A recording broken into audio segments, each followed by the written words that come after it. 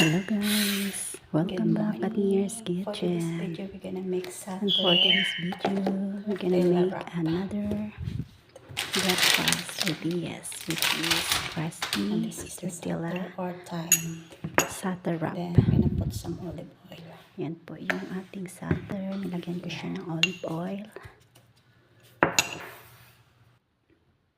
Yan, mix lang natin.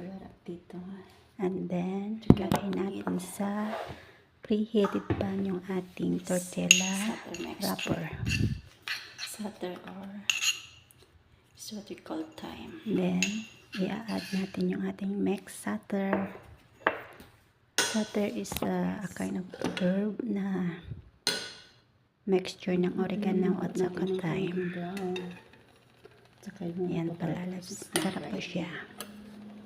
Then, wait lang natin hanggang sa maging brown yung ating I think it's ready. tortilla wrap. Yung satay with oil natin, yung parang nagbababol siya guys. Ayan. Na. I guess it's ready. Then, i-add natin ng labna.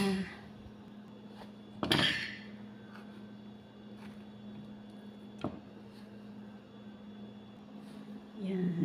Simple lang guys, pero masarap siya. Our satay tortilla. Please like, share, subscribe po sa aking channel. Sa mga hindi pa nakasubscribe, please help my channel. Sample breakfast. Ayan, ready na po yung ating crispy tortilla wrap.